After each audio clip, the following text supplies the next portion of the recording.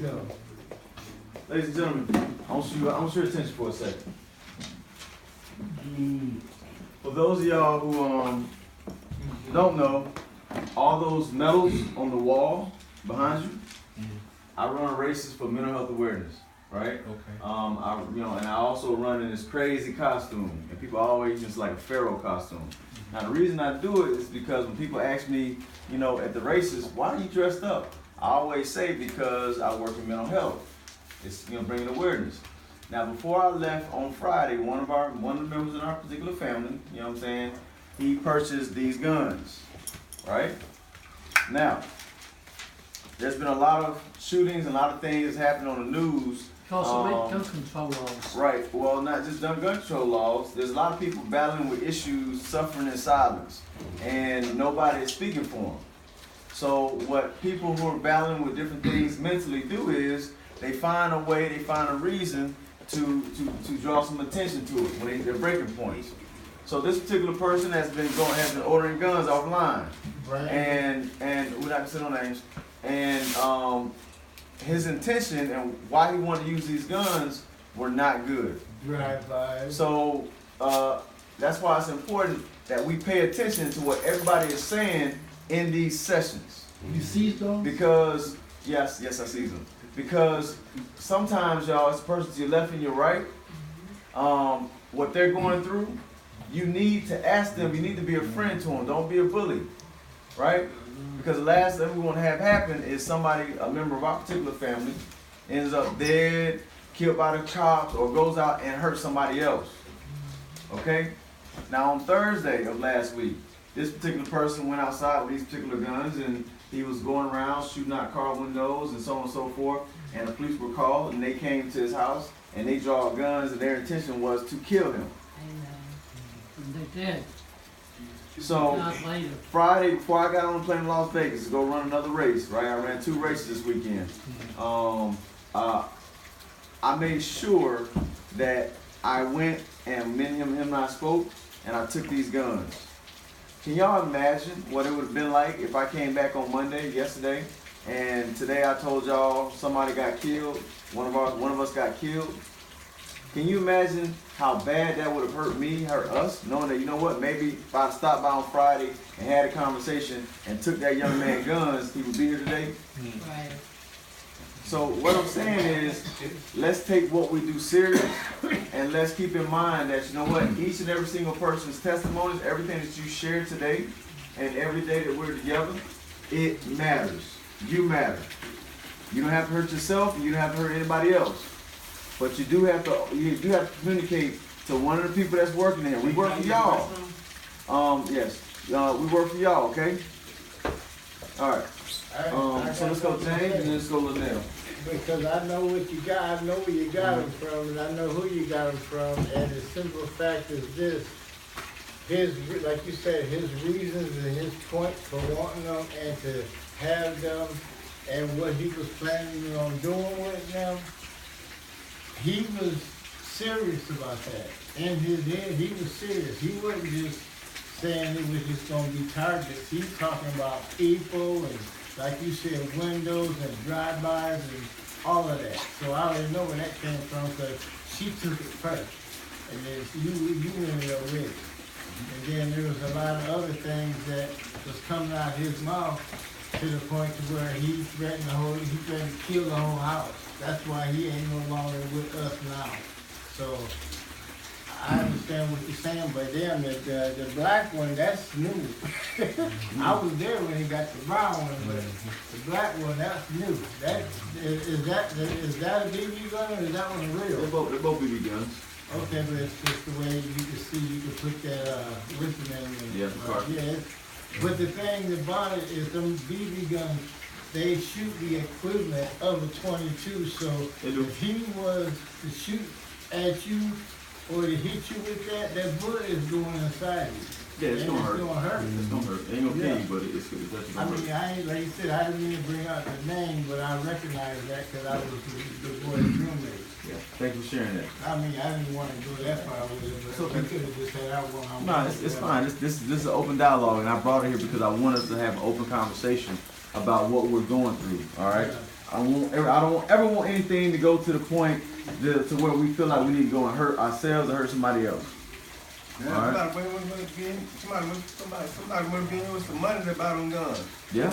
They take money, but they don't He take ordered money. them offline. Yeah. They can buy guns and schizophrenic. Yeah. He ordered them. Cash money, have your gun in 30 minutes. If I can have enough cash money, I can get gun in up 30 minutes. It's not easy to get one.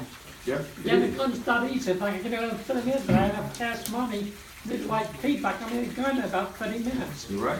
That's right. That's right. But hey, now keep in mind, listen. So, yes, I took this young man guns, but I didn't tell him he couldn't use them. You got a right to bear arms. But it's a time, a place, and a way to do it. So my thing with him is we're going to get the proper things he needs. The cases to put these things in with lock and key, right? There's shooting ranges and there's places you can go that it says, warning, this is hunter's territory, meaning people go with rifles and they go and they shoot and they kill deer and they do what they want to do. But those are designated areas. So when he comes here, I'm gonna put him in the van and y'all may see us leave. We may bring a couple of y'all and we're gonna go out to these designated areas and we can shoot the guns. Okay. I got guns myself. You gotta have So- a vest on. Yeah, but see the thing is this, and I see Linnell. I'm not trying to tell you all we can't live a normal life. What I'm saying is we have to be conscious of how we relieve our stress. For this young man, and maybe like some other ones, purchasing guns and shooting, it may do something positive for him. But my thing is go shoot those cans in that wood away from everybody, not, you know what I'm saying, shooting in neighborhoods. All right? And y'all may not agree with everything, but be open to understanding, right? A lot of folks may say, you know what, we don't need to have any guns around us. That may be true, but what works for this man may be different for this man. So as a mental health professional, my thing is, I'm not going to tell you what you can't do. I'm just going to help you to understand how you can do it correctly. Okay? Does it make sense, everybody? Yes, sir. All right. Linnell, what did you have to say, and then we'll get into the lesson. Well, our next break and then the lesson. If you have kids, what would you tell somebody about bullying and peer pressure? Because you know, if somebody feel bullied or pressure, some people will run away from their parents or some people in school. They run away, some kill or punch or fight. What you would tell somebody about bullying and peer pressure? Bullying was two And different do you things. have any type of feeling because the little kid probably was bullied or pressure or being picked at, and sometimes you can hear like, if you bullying and pressure, sometimes you can hear like voices in your ears telling you to go do something. What you would tell somebody about bullying and peer pressure? What I have to say is very simple. Bullying only exists if we let it exist. Bullying can happen in this room. And I feel like the person to your left or your right, if you know this man, if D'Angelo's getting bullied, and nobody around us is stopping from happening, you're part of the problem. So if D'Angelo come back and he get one of these rifles and he shoot everybody in this room, guess what? Even the people who feel like I never did nothing to him, you deserve a bullet just like the person who did something to him. Why? Because you allowed it to happen. You didn't take the person, you know what I'm saying, besides you say, Leo, come here, man, you need to leave D'Angelo alone because that's not right what you're doing. You have to take ownership for other people when they're going through as well. And that's what's not happening nowadays. And that's why we have these isolated incidents where people are coming and they're killing everybody, random people. Because they feel like, no, man, all y'all knew I was being bullied in school and nobody said nothing. Nobody came up and was my friend. Nobody addressed that particular bully, so I'm taking everybody out. Excuse me, that's how that guy was in Florida. He was going through so much stress and everything. So his mind and stuff, he was hearing like kind of like voices. They were talking to him what they watched DC around the president. But the families want to push it further and take other measures to take control about him doing time or something, go ahead and get the death penalty. So they had Donald Trump on TV with the guy. The guy was sitting to the left with his girlfriend, and they had Donald Trump as far as the president sitting in the middle, and the other families that were crying and stuff like that.